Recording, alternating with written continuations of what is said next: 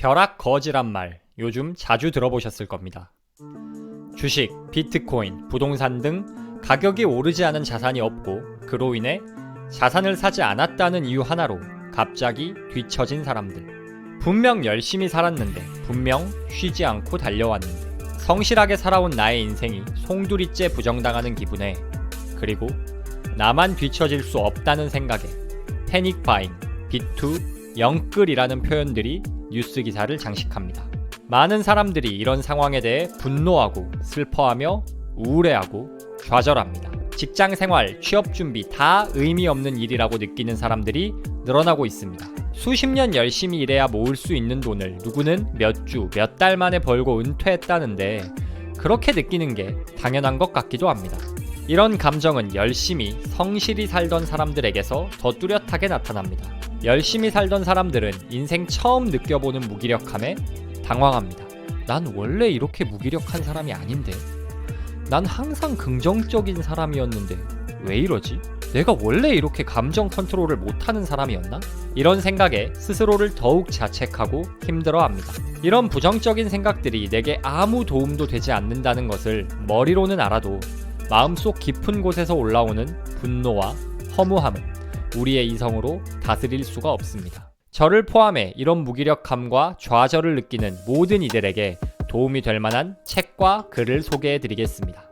아우슈비츠 생존자인 빅터 프랭클 박사의 저서인 죽음의 수용소에서 중 나오는 문장입니다. 비정상적인 상황에서 비정상적인 반응을 보이는 것은 너무 정상적인 것이다. 코로나19 팬데믹과 그로 인한 사회의 변화는 지극히 비정상적인 상황입니다. 세계보건기구 WHO가 창립 이래 팬데믹을 선언한 경우는 단 3번. 1968년 홍콩 독감, 2009년 신종플루, 그리고 코로나19 뿐입니다. 그중 팬데믹으로 인해 전 세계 증시가 폭락하고 그 이후 각국 정부의 어마어마한 돈풀기로 엄청난 자산 가격 상승이 찾아온 것은 코로나19 시대가 유일합니다. 우리는 어쩌면 인류 역사상 가장 비정상적인 상황을 살아가고 있는 것인지도 모릅니다. 이런 비정상적인 상황에서 평정심을 유지하고 일상에만 충실하는 정상적인 반응을 보일 수 있는 사람이 얼마나 될까요? 삶의 의미를 찾음으로써 마음의 병을 치료하는 치료법인 로고테라피의 창시자인 빅터 프랭클 박사 본인조차도 죽음의 수용소의 절망적인 상황 속에서 자신 또한 때때로 인간성을 상실했음을, 생존을 위해 온갖 비합리적, 부정적 사고에 사로잡혔음을 고백합니다. 무기력에 빠져 있으신가요? 폭등하는 자산 가격 앞에 현타가 와서 내가 하는 일이 다 무슨 소용인가 싶나요? 그렇다면 당신은 지극히 정상입니다. 비정상적인 상황에서 비정상적인 반응을 보이는 것 너무나 정상입니다. 스스로를 너무 나무라지 마세요. 살면서 처음 혹은 인생 가장 강하게 느끼는 우울함과 무기력함에 놀란 자신에게 이렇게 말해주세요. 나는 지극히 정상이구나. 우리가 느끼는 감정은 그저 감정일 뿐입니다. 그리고 감정은 그 자체로 타당합니다. 부정적인 감정을 느끼는 자신을 탓하지 말고 있는 그대로 받아들여주세요. 조금 더 나아가 빅터 프랭클 박사가 소개하는 감정의 고통으로부터 해방되는 방법을 소개해드리겠습니다. 죽음의 수용소에서에 있는 한 구절입니다.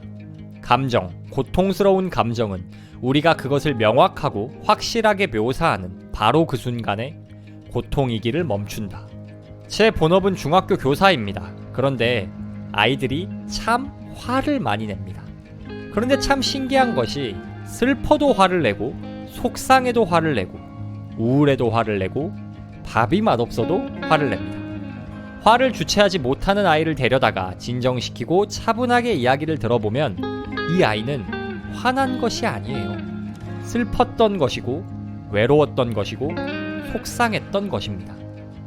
그런데 왜 화를 낼까요? 프랭클 박사가 말한 대로 감정은 자세히 묘사되기 전까지는 그저 고통일 뿐이기에 그렇습니다. 내가 느끼는 감정이 구체적으로 어떤 감정인지, 어떤 사건에서 비롯되었는지를 차분하게 설명하거나 글로 써보면 내 안에 자리 잡고 있던 형용할 수 없는 고통의 허물은 벗겨지고 슬픔, 외로움, 우울함, 좌절감 등 감정의 실체가 나타납니다. 분노와 무기력함의 껍질을 벗은 말랑말랑한 감정 그 자체가요. 감정의 실체를 알면 그 감정을 다루기 위한 행동을 할 수 있습니다. 사랑하는 사람들을 만나 이야기를 나눌 수 있고, 슬픈 영화를 보며 마음껏 울 수 있고, 좋은 날, 좋은 햇살을 맞으며 산책을 할 수 있죠. 지금 어떤 감정을 느끼시나요? 코로나19로 인해 준비하던 일이 잘 풀리지 않아 막막하고 우울하신가요? 난 사교적인 사람인데 친구들과 모임을 가질 수 없어 외로움을 느끼시나요? 너무나 올라버린 부동산 가격에 좌절을 느끼시나요? 무엇이 됐든 느끼고 있는 감정을 정확히 묘사해보세요. 나를 괴롭게 하고 있는 감정의 실체를 정확히 보는 것이 우리의 마음을 지키는 첫 발자국입니다. 마무리하겠습니다.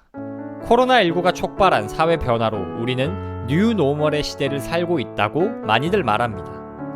그런데 뉴노멀은 필연적으로 적응의 과정을 동반합니다.